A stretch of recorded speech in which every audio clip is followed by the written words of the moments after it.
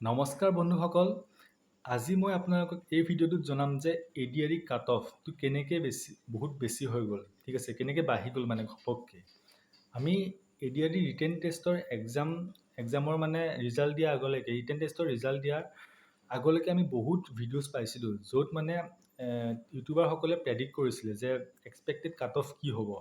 কিন্তু যোনখন cut off list আপোনাৰ ফাইনেল কাট অফ লিষ্ট যোনখন আহিলে, ঠিক আছে, সেইখনৰ আৰু তেওঁলোকৰ প্ৰেডিকশ্যনৰ মাজত আকাশ পাতাল মানে পাৰ্থক্য আছিলে, ঠিক আছে। তো এইটো কোনেও ভবা নাছিলে যে ইমান বেছি কাট অফ হ'ব, ঠিক আছে।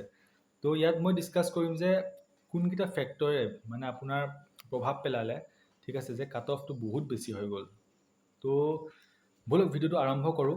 আৰু ইয়াৰ আগতে মই আপোনালোকক এটা ভিডিঅ' দিছিলোঁ যে যিসকল পৰীক্ষাৰ্থীয়ে আপোনাৰ এডিআৰই স্কিল টেষ্টটো এপিয়াৰ কৰিছিলে, ঠিক আছে, তেওঁলোকে ছিট পোৱা চান্সেছ বহুত বেছি আছে। আৰু সেই ভিডিঅ'টো মই লজিকেলি এক্সপ্লেইন কৰিছিলোঁ। আপোনালোকে ভিডিঅ'টো চাব বিচাৰিলে ডেছক্ৰিপশ্যন বক্সত আছে বা এই কোণাটোত গৈ পেলাই আপোনালোকে চাব পাৰে, ঠিক আছে, যে কিয় আপোনালোকৰ চান্সেছ বহুত বেছি আছে। তো ব'লক আজি এই ভিডিঅ'টো আৰম্ভ কৰিছোঁ। তো বহুতৰ মনত এটা কথা থাকিব পাৰে যে APSC UPSC কোচিং কৰা ষ্টুডেণ্টসকলে মানে এক্সামটো এপিয়াৰ কৰিলে বা বেংকিঙৰ যোনসকলে কোচিং কৰিছিলে, বেংকিঙৰ হওক, SSC হওক, ৰেলৱে হওক, তেওঁলোকে এক্সামটো দিয়াৰ কাৰণে মানে কাট অফটো বহুত বেছি হৈ গ'ল, ঠিক আছে। কিন্তু সেইটো সম্ভৱ নেকি কওকচোন? কাৰণ তেনেকৈ হোৱাহেঁতেন সকলোৱে মানে যোনসকলে কোচিং কৰিছে তেওঁলোক সকলোৱে এক্সামটো কোৱালিফাই কৰিলেহেঁতেন, ঠিক আছে। কিন্তু তেনেকুৱা একদমেই নহয়।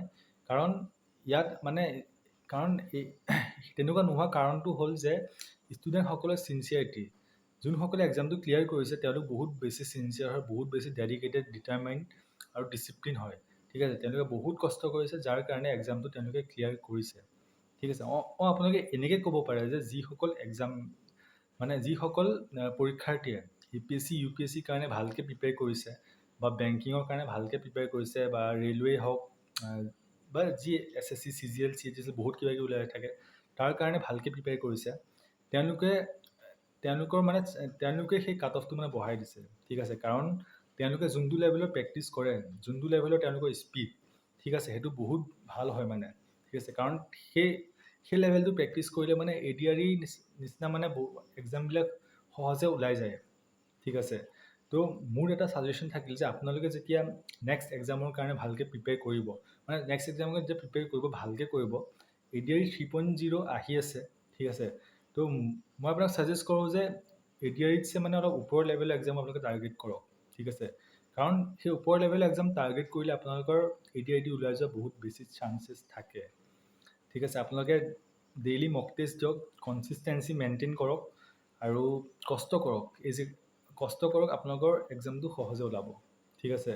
আৰু এটা মই আপোনালোকৰ থাম্বনেইলত দিয়া আছিল যে ছিটটো কোনোবাই কিনিছে নেকি, চৰকাৰে ছিটটো বেচিছে নেকি, ঠিক আছে। তো এই কথাটো আমি ডাইৰেক্টলি ক'ব নোৱাৰোঁ একো, কাৰণ চৰকাৰে আপোনাৰ একো মেৰিট লিষ্ট তেনেকৈ ওলোৱা নাই যে টপাৰজনে কিমান পাইছে, এইবিলাক একো তেওঁলোকে ট্ৰেন্সপেৰেঞ্চি মেইনটেইন কৰা নাই, ঠিক আছে। তো ইয়াৰ পৰা আমি একো ক'ব নোৱাৰোঁ, হয়তো বেচিবও পাৰে, হয়তো নেবেচিব পাৰে, ঠিক আছে। তো সেইটো আমাৰ লুকআউট নহয়, ঠিক আছে। সেইটো আপোনালোকে মাথা নামাৰিব, আপোনালোকে ভালকৈ পঢ়ক। এডিআৰই এক্সাম 3.0 আহি আছে, তাৰ কাৰণে ভালকৈ প্ৰিপেয়াৰ কৰক, ঠিক আছে। আৰু যিসকলে এক্সামটো ক্লিয়াৰ কৰিলে তেওঁলোকৰ কাৰণেতো ভাল কথা, ঠিক আছে। আৰু যিসকলে এক্সামটো ক্লিয়াৰ কৰিব নোৱাৰিলে, কিবা কাৰণত থাকি গ'ল, ঠিক আছে, তেওঁলোকে একেবাৰে হতাশ নহ'ব, কাৰণ আপোনালোকৰ কাৰণে অপৰচুনিটিজ আহি আছে।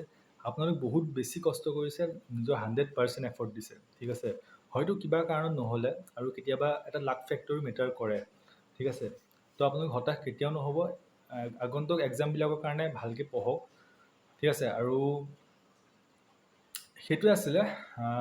যদি আপোনালোকে ভালকৈ কষ্ট কৰে তেতিয়াহ'লে আপোনালোকৰ ছাকচেছফুল হোৱাটো আপোনালোকৰ নিশ্চিন্ত, এইটো মোৰ দৃঢ় বিশ্বাস, ঠিক আছে। তো আজিলৈ ভিডিঅ'টো ইমানখিনি আছিলে, বেছি দীঘলীয়া নকৰোঁ। আৰু যদি ভিডিঅ'টো ভাল পালে তেতিয়াহ'লে আপোনালোকে লাইক কৰিব, আৰু কিবা যদি ডাউট থাকে তেতিয়াহ'লে কমেণ্ট ছেকশ্যনত দিব, মই ৰিপ্লাই কৰিব চেষ্টা কৰিম, ঠিক আছে। ধন্যবাদ।